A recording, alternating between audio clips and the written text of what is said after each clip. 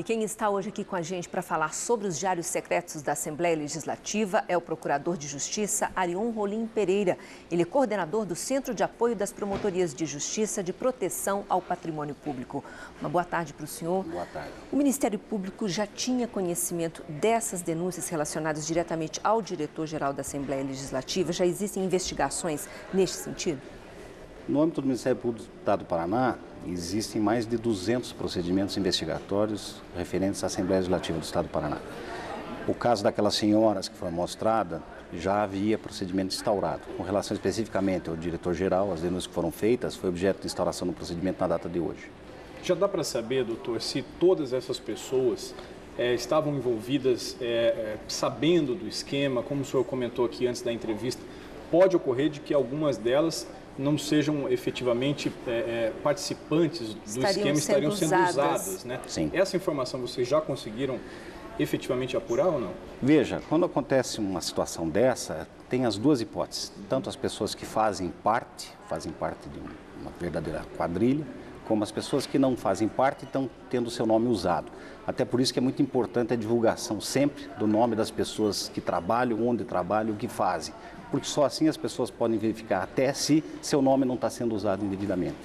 O GAECO, Grupo de Atuação Especial de Combate ao Crime Organizado, tem auxiliado a Promotoria de Proteção ao Patrimônio Público justamente para realizar esse tipo de diligência, localizando pessoas e até descobrir se essas pessoas estavam envolvidas ou eram também mais uma das vítimas, como é vítima o povo do Estado do Paraná nesse episódio. Quando o senhor fala em 200 procedimentos de investigação contra a Assembleia, é muita coisa, né, Soler? Quer dizer, já não é de hoje que a Assembleia é alvo de investigações? Veja, a Promotoria do Patrimônio Público tem por obrigação investigar toda e qualquer notícia que chegue de irregularidade cometida com verba pública. Então, se a notícia chega e ela vem com um mínimo de provas, um mínimo de indícios de que de fato aquilo ocorra, é instaurado um procedimento. Esse procedimento vai embasar, após a coleta de provas que é feita mediante investigações do Ministério Público, a propositura de uma ação. Essa ação, às vezes, pode englobar vários desses procedimentos. Hoje nós temos tramitando em Curitiba, ações civis na área do patrimônio público, mais de 300 ações. Só especificamente com relação à Assembleia Legislativa, são 11 as ações e envolvem mais de uma pessoa. Além de ações penais, 5 delas, inclusive, com relação à Assembleia Legislativa e 100 ações com relação à administração pública no geral. Isso em Curitiba, não estou dizendo Paraná, isso é dado Curitiba. O senhor falou aí em ações penais, né? Em tese, quais os crimes que a gente consegue observar nas denúncias feitas até agora? Olha, podem haver inúmeros crimes, mas todos eles relacionados a um tipo de fraude para se apropriar do dinheiro público. Mas, a parte disso, a improbidade administrativa, que é um ilícito, não é um crime, é um ilícito civil, mas que combina uma série de sanções, sanções de perda de cargo, de proibição de contratar, de multa, de ressarcimento aos cofres públicos daquilo que foi levado. Como é que a população pode participar desse processo? O senhor disse que essas denúncias chegam, às vezes, até com os próprios funcionários, porque nós não podemos deixar, Soler, de lembrar que tem muita gente séria trabalhando na Assembleia, trabalhadores que querem também ver justiça e que, às vezes, se sentem indignados porque estão ali presenciando tudo isso. Né? A Constituição do Estado do Paraná tem um comando que determina a publicação dos funcionários públicos que trabalham em cada poder, em cada instituição. O Ministério Público, de há muitos anos, tem feito um trabalho para que isso seja cumprido. No ano passado foi publicada uma relação de servidores da Assembleia, de uma forma que me parece incompleta, porque não contempla o cargo nem o local de trabalho.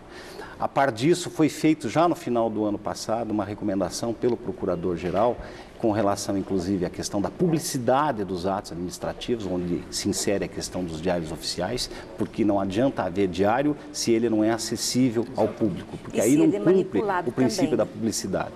Né? Então, a partir do momento que exista essa publicação de quem são os servidores e onde trabalham, o próprio servidor, que em tese é colega de trabalho, vai poder denunciar, por exemplo, que no setor X, onde estão em tese lotados 10, na realidade só tem 2, ele e fulano. Com isso, perde quem? Perde a população do Estado do Paraná com o desvio, perde o próprio Poder Legislativo, porque verba que deveria estar sendo usada para o bom desempenho da função legislativa está sendo desviada. Doutor, vou pedir licença ao senhor um instantinho, porque daqui a pouco nós já voltamos a conversar mais sobre os diários secretos. Pois é, e agora nós continuamos com a nossa conversa com o Procurador de Justiça, Arion Rolim Pereira, ele que é coordenador do Centro de Apoio das Promotorias de Justiça e Proteção ao Patrimônio Público. Doutor, quando vocês pedem uma informação à Assembleia, nesses procedimentos todos que vocês têm aí, vocês são prontamente atendidos? A Assembleia demonstra interesse em, digamos assim, evitar que esse tipo de problema continue acontecendo? A República é composta de vários poderes, de várias instituições, cada um com a sua função.